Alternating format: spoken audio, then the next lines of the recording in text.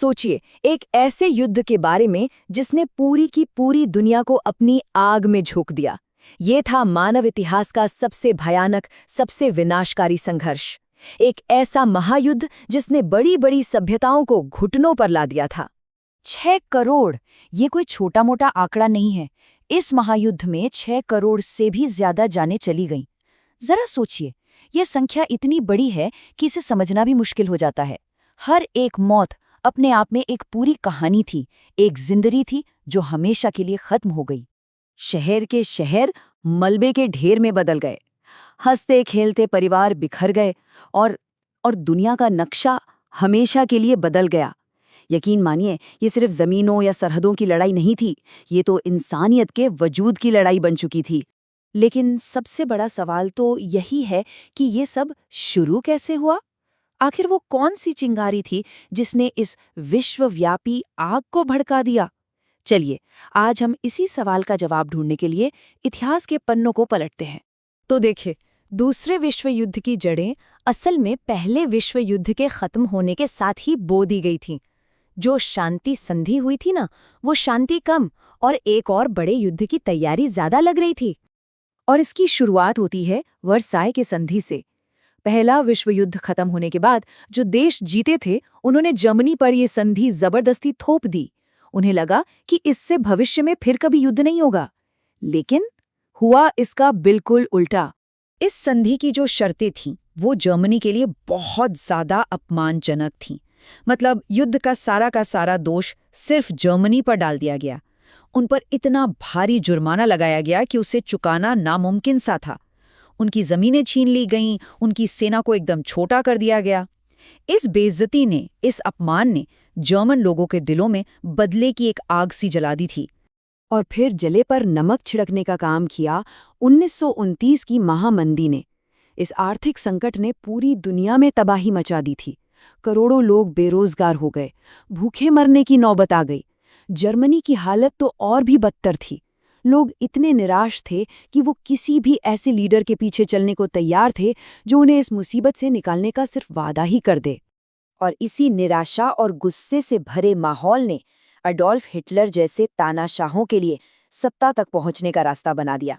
Hitler ने लोगों के जख्मों पर मरहम लगाने का नाटक किया, उन्हें एक महान भविष्य का सपना दिखाया और सबसे बढ़कर वर्साई की संधि के अपमान का बदला लेने का वादा किया।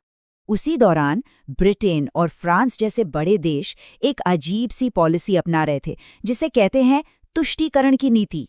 मतलब उन्हें लगा कि अगर हिटलर की कुछ छोटी मोटी बातें मान ली जाएं तो शायद वो शांत हो जाएगा और एक और बड़ा युद्ध टल जाएगा। लेकिन ये उनकी बहुत बड़ी गलती साबित होने वाली थी। आपको पता है, पहले विश्व युद्ध के बाद शांति बनाए रखने के लिए एक संगठन बनाया गया था, लीग ऑफ नेशंस, यानी राष्ट्र संघ।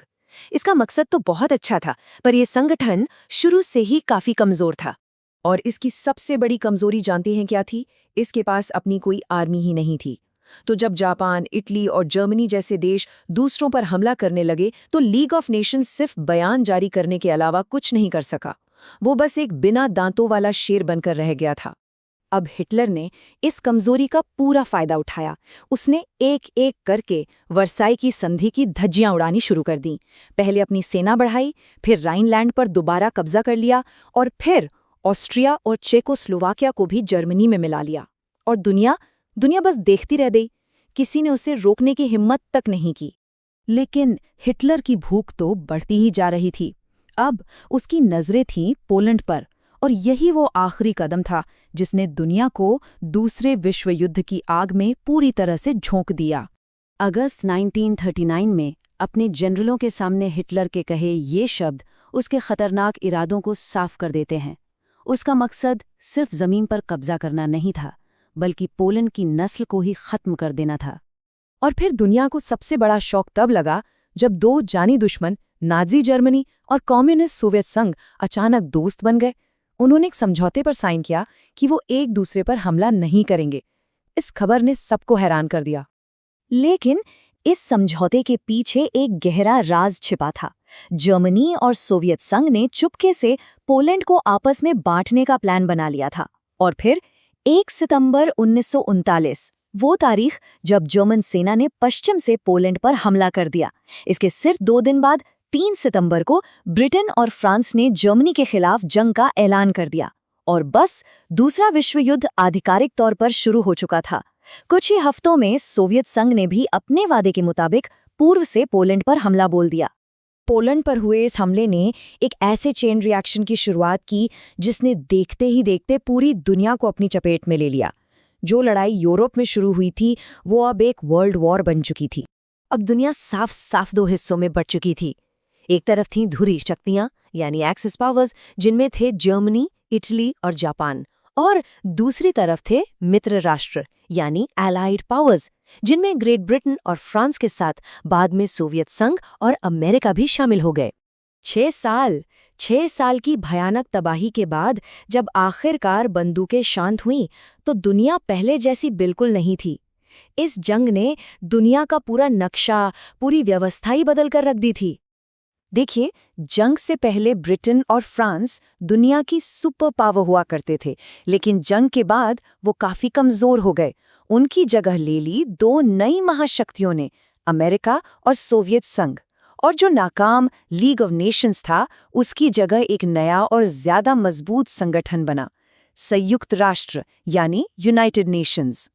इस युद्ध की कीमत बहुत भारी थी, बहुत भयानक थी, लेकिन इसने दुनिया को शांति, आपसी सहयोग और इंसानी अधिकारों का असली मतलब भी सिखाया। करोड़ों लोगों की कुर्बानी ने हमें ये सबक दिया कि नफरत और जंग का रास्ता सिर्फ और सिर्फ तबाही की तरफ ही जाता है। दूसरे विश्व युद्ध के कारण सिर्फ इतिहास की किताबों में दफन नहीं है, बल्कि वो आज की दुनिया के लिए भी एक बहुत बड़ी चेतावनी है। तो सवाल यही है कि क्या हमने इतिहास से वाकई कोई सबक सीखा है, या फिर हम आज भी उन्हीं गलतियों को दोहराने की दहलीज पर खड़े हैं जिन्होंने एक बार दुनिया को उसके सबसे अंधेरे दौर में धकेल दिया था।